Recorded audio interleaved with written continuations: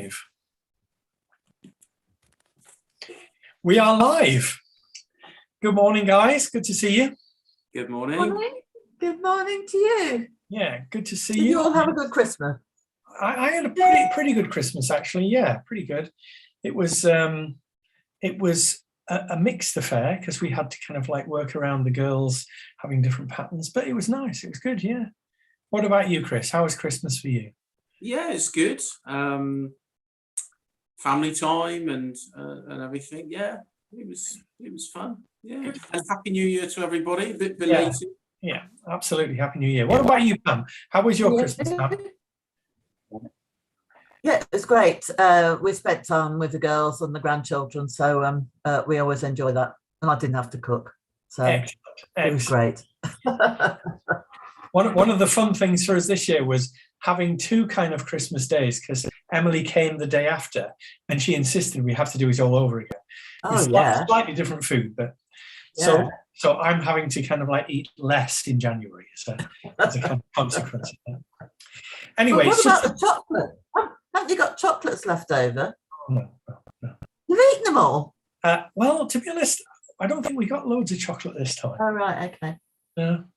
I'm kind of off, all the alcohol's gone and it's like, okay, none of that for a bit as well. Oh, wow. You are being good. Well, I'm not. It affects me. Anyway, it's just the three of us today, and we're starting this new adventure in Genesis. Starting from Genesis chapter 37, we're going to follow the story of Joseph. That's Old Testament Joseph. It's going to be a different kind of journey to what we do with Hebrews, because Hebrews is a letter of detail, whereas this is more of a sweeping narrative. So what we're going to do, we're going to kind of like read through chapter 37 in one hit, then we'll kind of reflect back on the different parts. Is that okay? So I wonder, Chris, do you mind just praying for us? And then if Pam, you can read 1 to 11, Chris, you can go from 12 to 25, 24, and then I'll read to the end, okay? But you can pray for us, Chris. Okay. Father God, thank you for this special time this morning. Pray that your Holy Spirit will really bring this story alive to us, Lord. May we get good revelation on it, and may it bless you, Lord God, and all your people. Amen. Amen. Okay, Genesis 37. Jacob lived in the land where his father had stayed, the land of Canaan. This is the account of Jacob's family line. I think that bit's referring to the chapter before, isn't it? Anyway, Joseph, a young man of 17, was tending the flocks of his brothers, the sons of Bilhah and Zilpah, his father's wives, and he brought their father a bad report about them. Now Israel loved Joseph more than any of the other sons, because he had been born to him in his old age, and he made a richly ornamented robe for him. When his brothers saw that their father loved him more than any of them, they hated him and couldn't speak a kind word to him. Joseph had a dream, and when he told it to his brothers, they hated him all the more. He said to them, "Listen to this dream I had. We were binding the sheaves of corn out in the field, when suddenly my sheaf rose and stood upright, while your sheaves gathered round mine and bowed down to it." His brothers said to him, "Do you intend to reign over us? Will you actually rule us?" And they hated him all the more because of his dream and what he'd said. Then he had another dream, and he told it to his brothers. "Listen," he said, "I had another dream, and this time the sun and the moon and 11 stars were bowing down to me." When he told his father as well as his brothers, his father rebuked him and said, "What is this dream you had?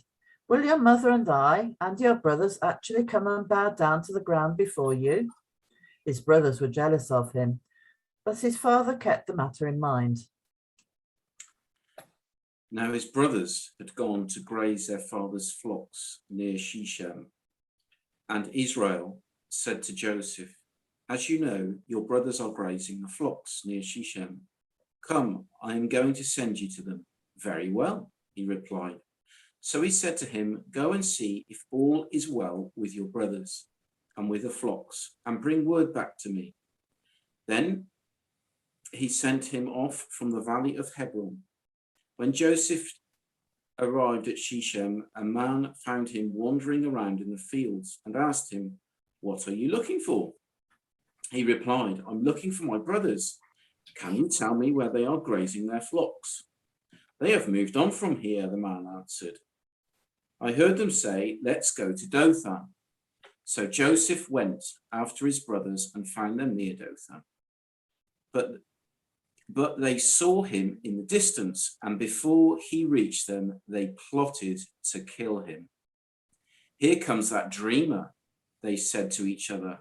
Come now, let's kill him and throw him into one of those cisterns and say that a ferocious animal devoured him.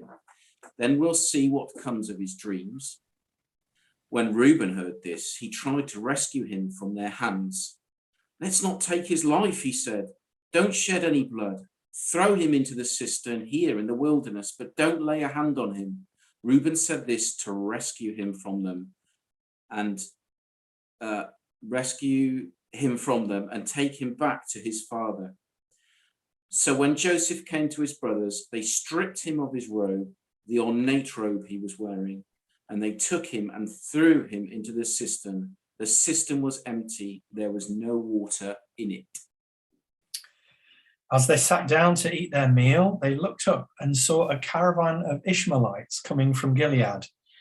Their camels were loaded with spices, balm, and myrrh, and they were on their way to take them down to Egypt. Judah said to his brothers, what will we gain if we kill our brother and cover up his blood? Come, let's sell him to the Ishmaelites and not lay our hands on him. After all, he is our brother, our own flesh and blood. His brothers agreed. So when the Midianite merchants came by, his brothers pulled Joseph up out of the cistern and sold him for 20 shekels of silver to the Ishmaelites, who took him to Egypt. When Reuben returned to the cistern and saw that Joseph was not there, he tore his clothes. He went back to his brothers and said, the boy isn't there. Where can I turn now? Then they got Joseph's robe, slaughtered a goat, and dipped the robe in blood. They took the ornate robe back to their father and said, we found this. Examine it to see whether it is your son's robe. He recognized it and said, it is my son's robe. Some ferocious animal has just devoured him. Joseph has surely been torn to pieces. Then Jacob tore his clothes, put on sackcloth, and mourned for his son many days. All his sons and daughters came to comfort him, but he refused to be comforted. No, he said, I will continue to mourn until I join my son in the grave. So his father wept for him. Meanwhile, the Midianites sold Joseph in Egypt to Potiphar, one of Pharaoh's officials, the captain of the guard. This is the word of the Lord. This is such an amazing story. I don't know how many of you ever went to see or played a part in Joseph and the Technicolor Dreamcoat. Anybody do that? Seen it. Haven't been in it. Okay. I did that when I was at primary school, I remember. Oh, right. I was one of the brothers, I think. Oh, right. So it's a fairly well-known story. I'm just thinking it might be useful just to set it in context first. Who is the father of all of these boys? Who's Jacob? What do we know about him?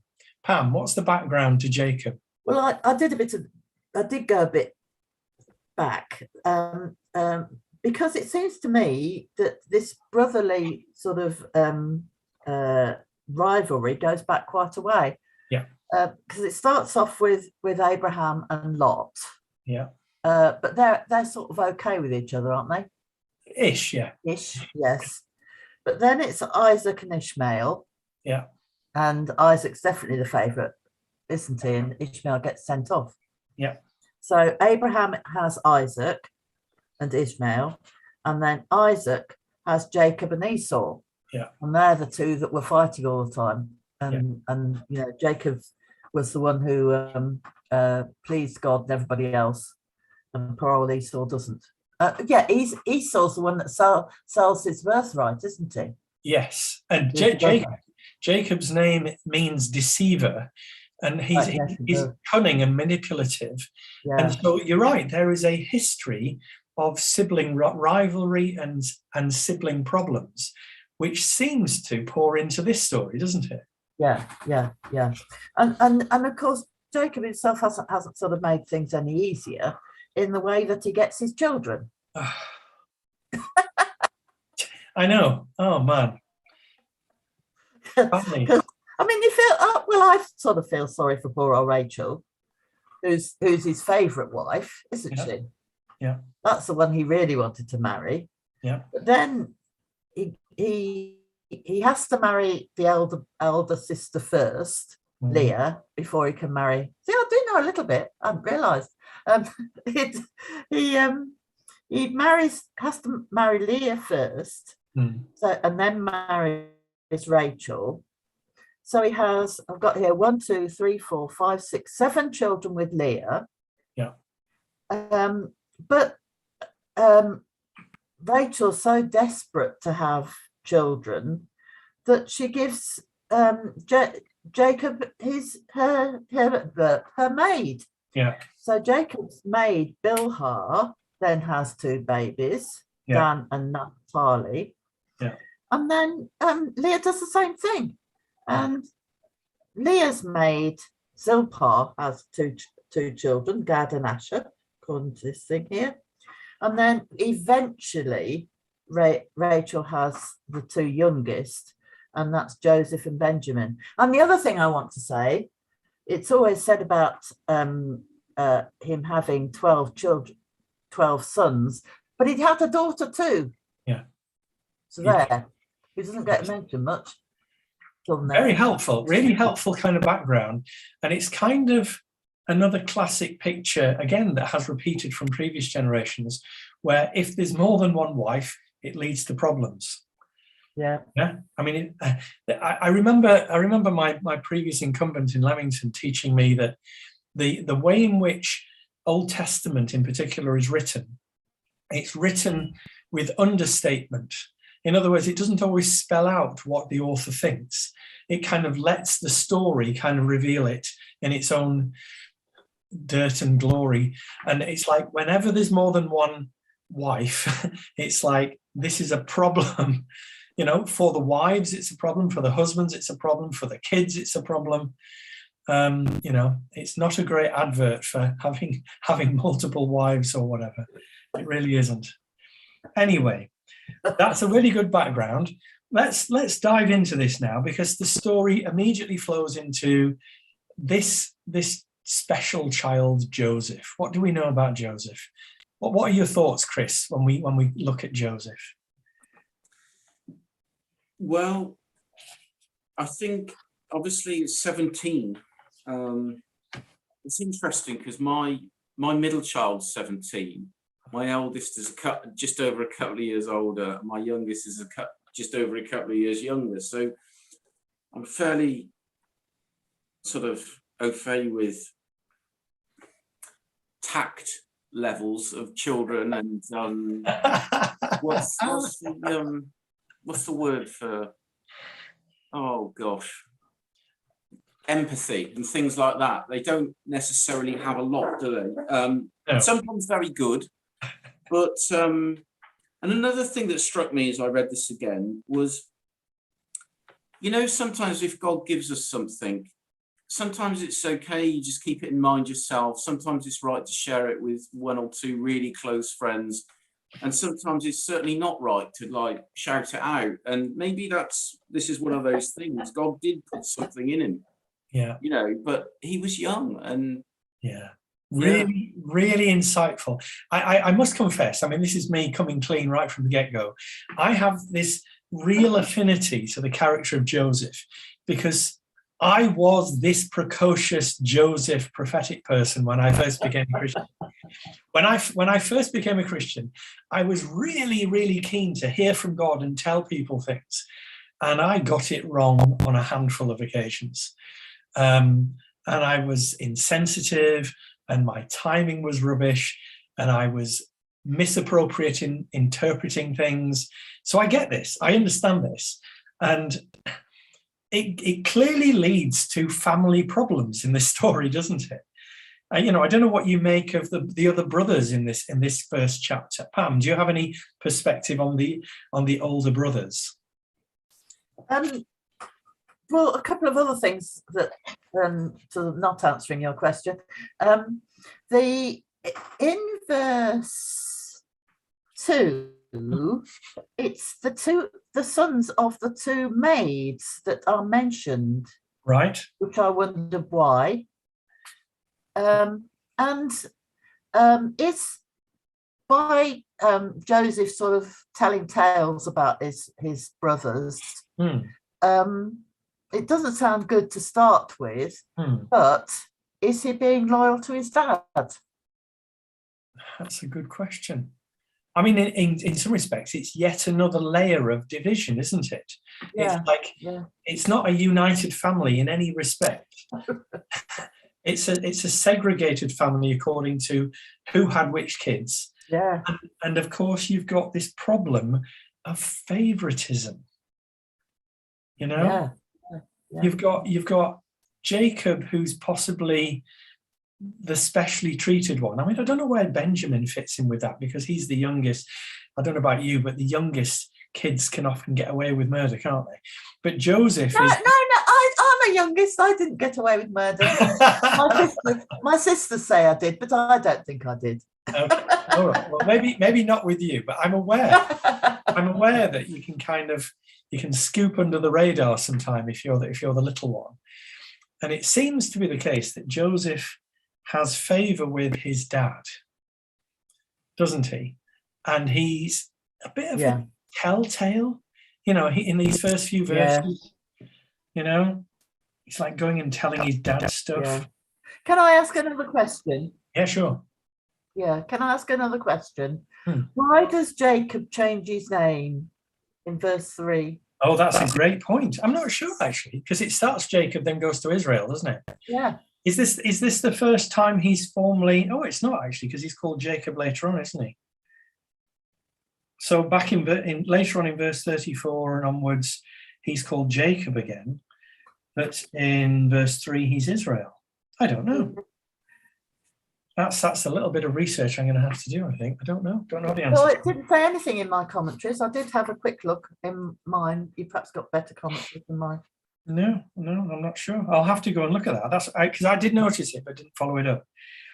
So sorry. So here we go. Verse 3 is interesting, though. Now, Israel loved Joseph more than any of the other of his children because he was the son of his old age. So there's a kind of pride in Jacob. It's like, I had this little one when I was an old man. Now, I don't know what that's quite about. I could understand it being something to do with him and Rachel, but I don't know what your thoughts are on favoring children one over another. I don't know what your experience or knowledge of that is. Have you seen situations where children are favored in different ways? Yeah, very much so. I mean, obviously nobody's going to admit to it, are they? I certainly don't favour any of my children, but I've been in ministry situations where people are really messed up by a daughter being loved more than them, and they're the son or whatever. And you get it at funerals too, don't you? Sometimes. Yeah. Oh, if you've got a family that's divided, it can be horrendous at a funeral. Yeah, I mean, again, weddings too. Yeah. One of my, I've got a checklist whenever I'm doing weddings, and the bottom question at the end of the checklist, apart from all the details, is any family issues. And it's to do with who doesn't need to sit next to who needs to sit at the back, who's going to kick off. Most of the time, nobody does. But sometimes that's true. You'll get people sparking off and you have to manage the situation.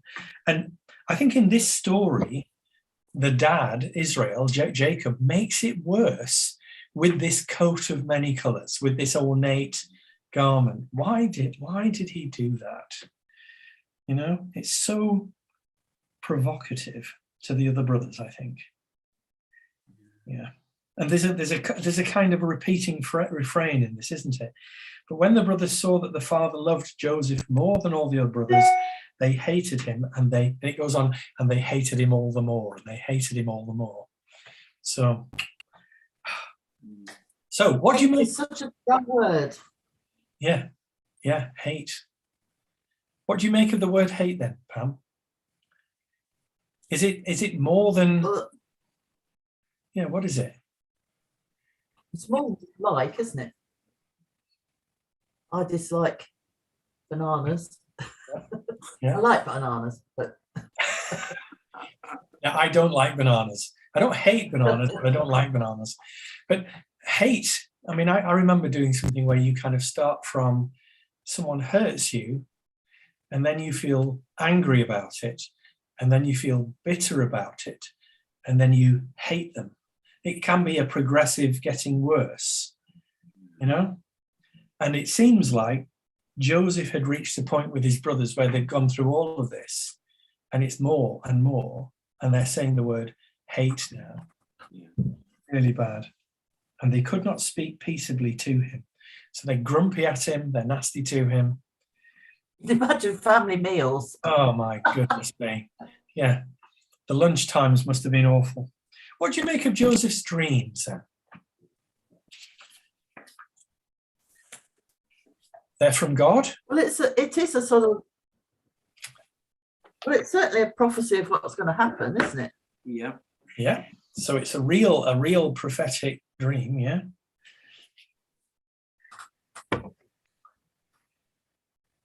But you're right, Chris, about the manner in which you share it. What would you have recommended? Imagine, Chris, that you kind of could step into history and you could have a quiet word with Joseph. What would you have recommended him do instead? Probably mainly to keep it in mind, be a bit prayerful about it, maybe go and speak to his dad in private and say, look, I've had this, a bit of wisdom from somebody older. Yeah. Yeah. That sort of thing, really. Yeah. I think that's fair. It's a classic pictorial dream. Like when you read Daniel and it's full of symbols and it's about sheaves of corn bowing down, which is obviously not real. Daniel had a dream with sheaves of corn and cows and things, didn't he? Oh yeah. Yeah. So sometimes God gives us pictures of things, but they need interpreting. The problem with this dream is it already has a kind of an edge to it that kind of has a clear meaning to do with priority and submission and status, which completely gets his brother's goat. Yeah. I didn't even understand that. Without a doubt, yeah. Without a doubt. Yeah.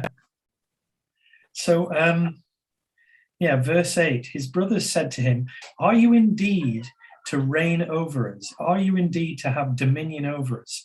So they hated him even more because of his dreams and his words. So they are resenting his presumption. How do you resolve these situations? How might we comment on family tensions? What does this tell us about this kind of? Because this is a common problem, isn't it?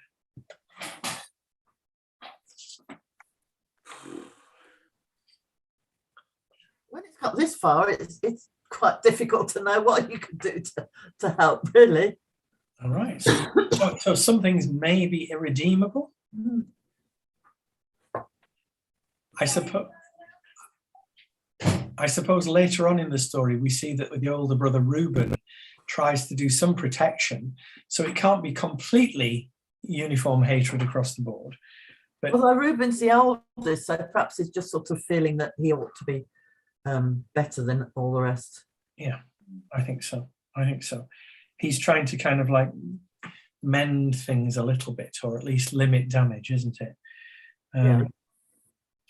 But Joseph doesn't seem to learn. This is the other thing, right? His brothers give him bad feedback from his first dream, And he goes, okay, here's another dream then. Yes. You said the word tact before, Chris. Yes. Yeah. But it's interesting though, isn't it? Because these things, they kind of, you know, God knew it was all going to happen, and it had to happen. It was prophetic, and he just said it. And yeah, the tact thing didn't come into it. But yeah, it had to happen. And then obviously we know how humbling it was for him a bit later on, very soon after. Yeah. So one thing that struck me as I've read this again just recently is when God's redemptive plan in anything is quite a major one, there seems to be an awful lot of struggle for it.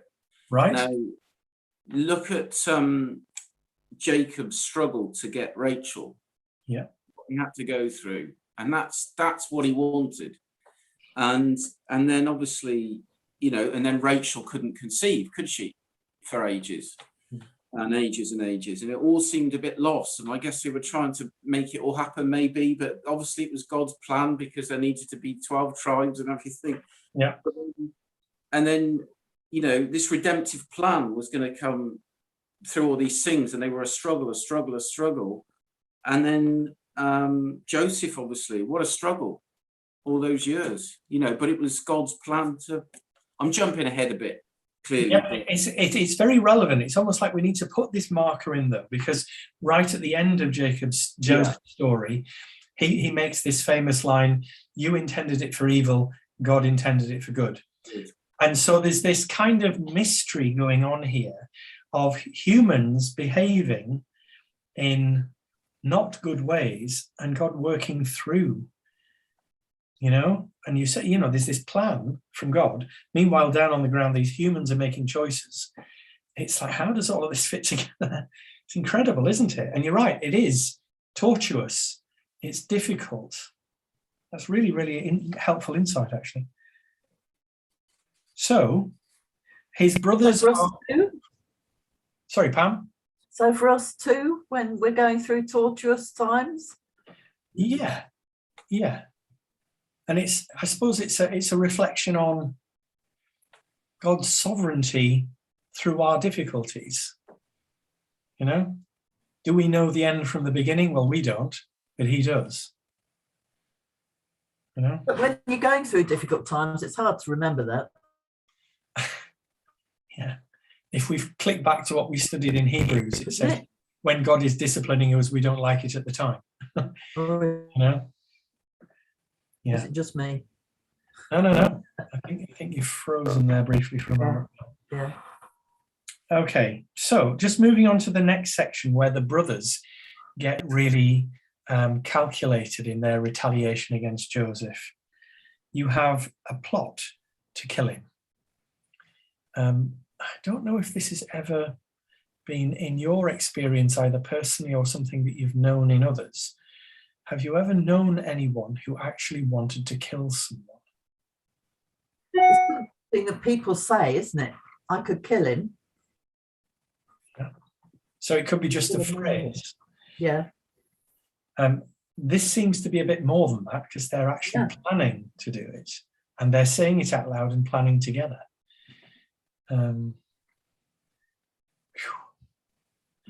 I can remember, this is probably a bit more extreme. I can remember many years ago in a different church context, having a guy who was going to come and do an Alpha course. And he took me to one side and confided that he had been involved in mercenary soldiering overseas, where he had been involved in killing several people. And he knew that this was going to have an impact if he wanted to explore relationship with God. I'd never met a killer before. And it's a strange kind of thing. Because you kind of, I remember looking at this guy and thinking, he's just a bloke. Just a man. And here we have these young men planning to kill their brother. You know, things can get to that for ordinary people, you know, ordinary people. It's really bad. And Joseph seems completely oblivious all the way through this next section, doesn't he? He just gets sent off by his dad. Yeah, and I don't know. Was it dangerous to send him off by himself, or in those days at 17? I suppose 17-year-olds go out by themselves, but I suppose it's a picture of the degree of trust that Jacob had, yeah, that he could do it and that his brothers would look after him. yeah, You don't go to your brothers. He's not sending them to enemies. yeah. He's sending Joseph to his brothers.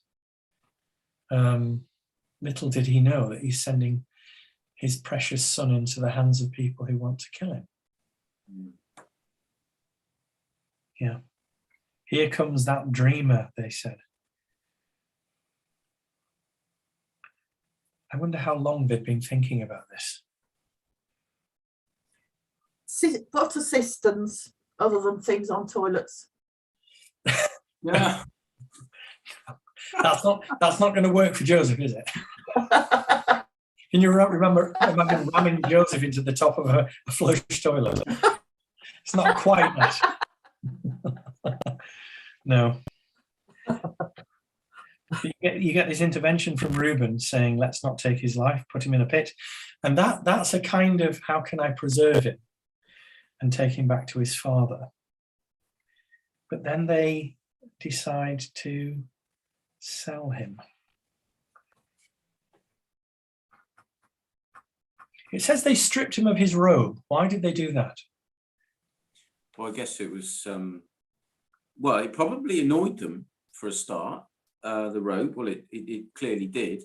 But they wanted to cover it in blood, didn't they? And pretend that he, look, he's no more. He's been ripped to bits. So that was their main bit of proof, other than his actual body parts, I suppose, wasn't it?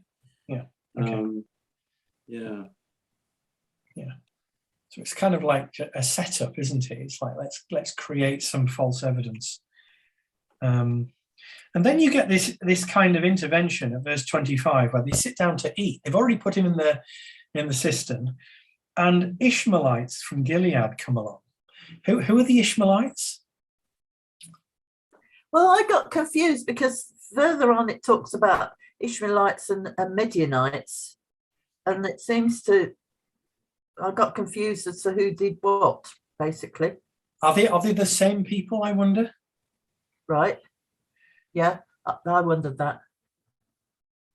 Of course, Ishmael comes from Abraham's other child. So it's almost like, you get these stories of this family that have diverted and now they've come back again. And the Ishmaelites are going to take one of Abraham's children down into slavery, effectively, which is a bit strange. So Sorry, Pam. Because they came from Midian? Possibly, yes. So Ishmaelites who lived in Midian. And it's interesting because, later on, if you read into the New Testament perspective, Ishmael is the child of the slave.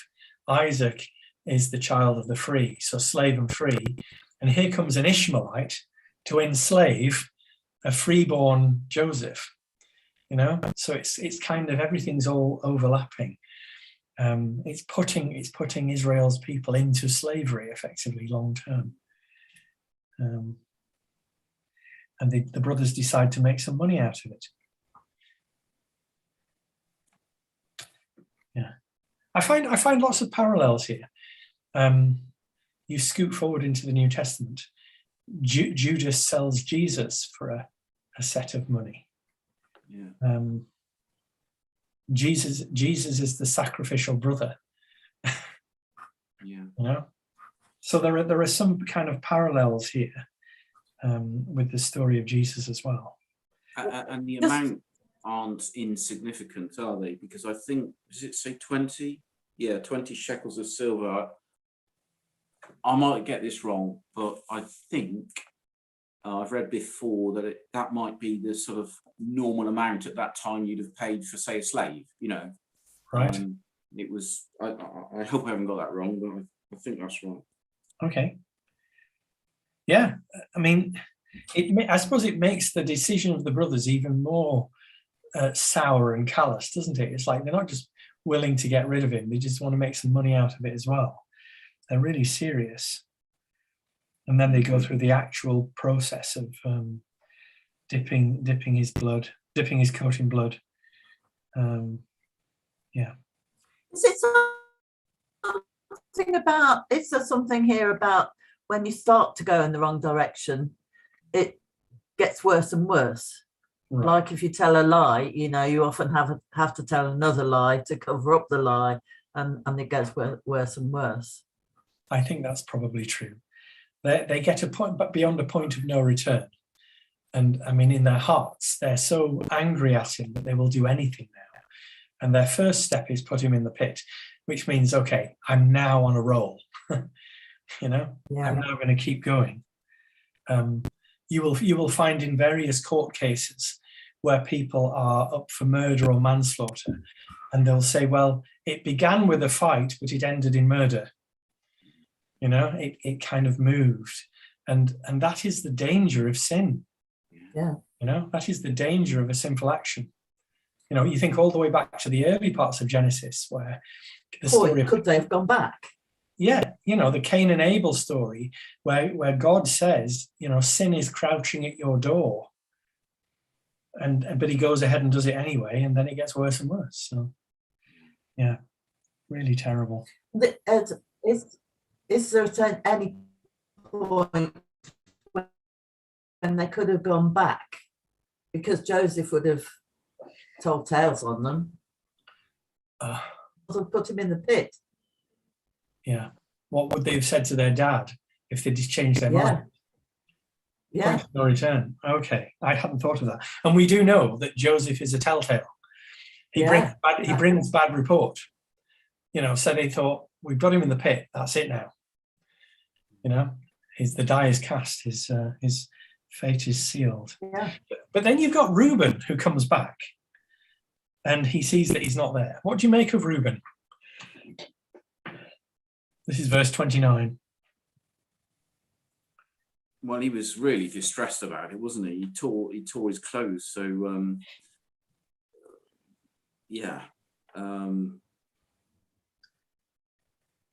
he was really annoyed, wasn't he? I think he's annoyed. He's upset. I don't know what he's probably thinking, what do we do now? Yeah. How innocent or guilty is Reuben from this point on? He does kind of join in with what the brothers have done. He doesn't come clean. He just carries on with the story, doesn't he? Yeah. It just seems to be a catalogue of increasing broken, sinful behavior. So they've now sold their brother. They've now invented a story, and they're going to bring this horrible story back to their dad, who is effectively an elderly man. Can we just tease out the effects of this on Jacob? I don't know what your insight is with regards to the receiving of bad news. Well, he took it obviously really badly, because he actually said, you're not going to comfort me until the day I die. They brought all that upon their father, didn't they? That was it. He was going to be grieving and mourning for the rest of his life, thinking he was dead. Obviously he wasn't. Yeah. Terrible. Yeah. Absolutely horrible. And the manner of it, of course, they haven't just said he's got... Sorry, Pam.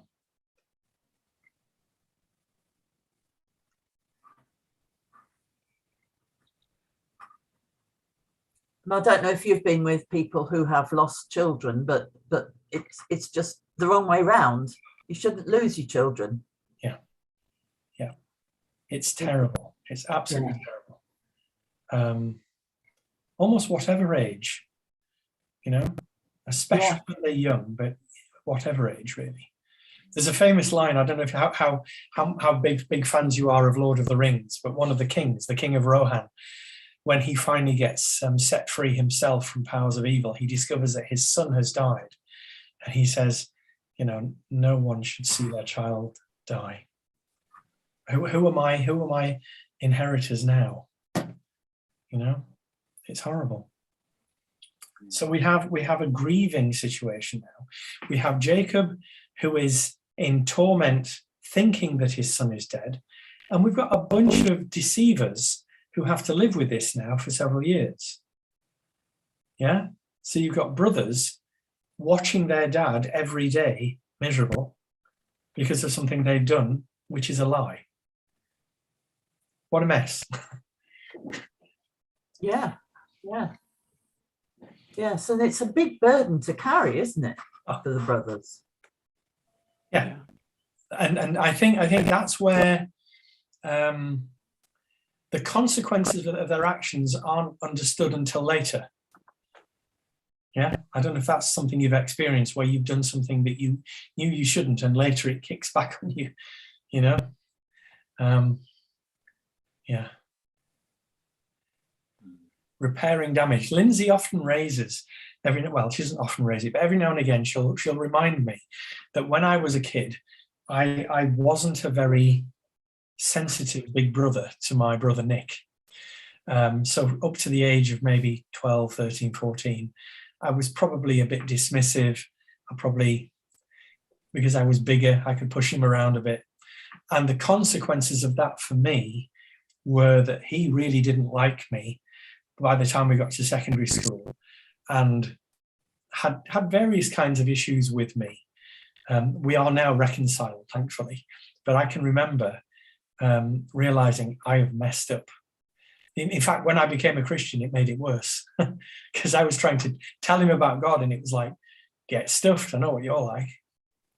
So the consequences kind of follow you later, don't they?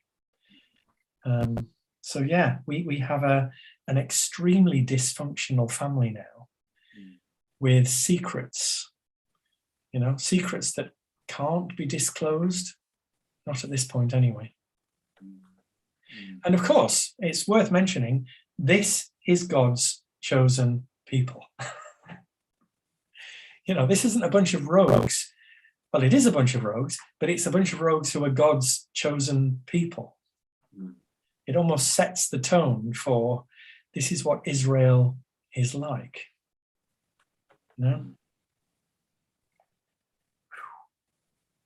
So, our first chapter with Joseph. Any kind of other thoughts on Joseph, on where the story's got to? What do you think? I suppose my question was about what does this have for today, for now? Okay. What do you think, Chris? How relevant is this story to us these days? Totally. It might seem like far-fetched and things, but the crux of it, about sometimes, things being hard and not going how you thought they would, is what you're going to do about it. How are you going to bounce back? And God had a redemptive plan through all this. Again, I don't want to go on too far.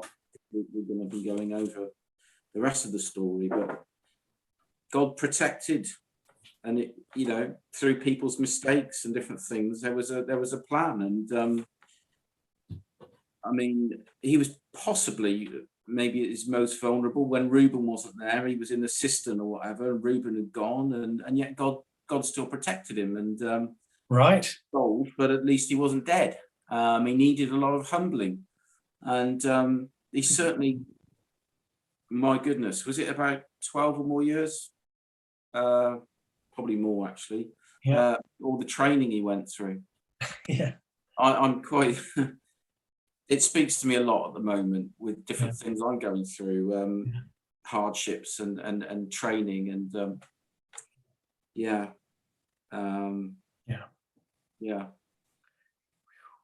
I suppose it also speaks into the necessity to spot things in your own household or your own circles. I am aware that I am sometimes oblivious of things that are very close because they're so close, and it's like you sometimes need to step back and go, how are things really around me? I don't think Jacob was wise as a father to what was going on. Why did he not see this was a problem? Where was Reuben earlier going, we need to manage this problem with Joseph? What did anybody at any point say, I know we feel mad at Joseph, but can't we talk it through with him? There could have been a number of occasions when this could have been resolved better, but it wasn't.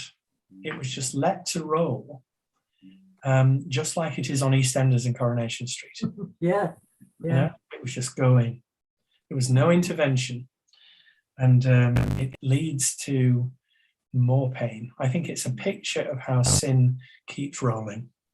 But like you said, Chris, the promise of God is through this, there's still going to be some kind of protection and some kind of hope. Okay. Well, that's 3/4 of an hour already. Wow. We got there. I wonder, Pam, would you mind praying for us just so that we can finish? Okay. Father, for this story, thank you for the warnings that it gives us about family relationships, about relationships with friends as well. Help us not to fall into sin, and help us not to hate. I know it's hard, Lord, but help us not to hate.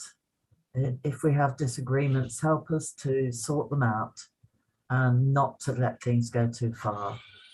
So thank you, Lord, for all that you do for us. And thank you that even when things go wrong, you are in charge and we can trust you. So thank you, Lord, and help us to remember this during the coming days. Amen. Amen. Okay. That That was fine. That was great. Thank you. We're going to stop there.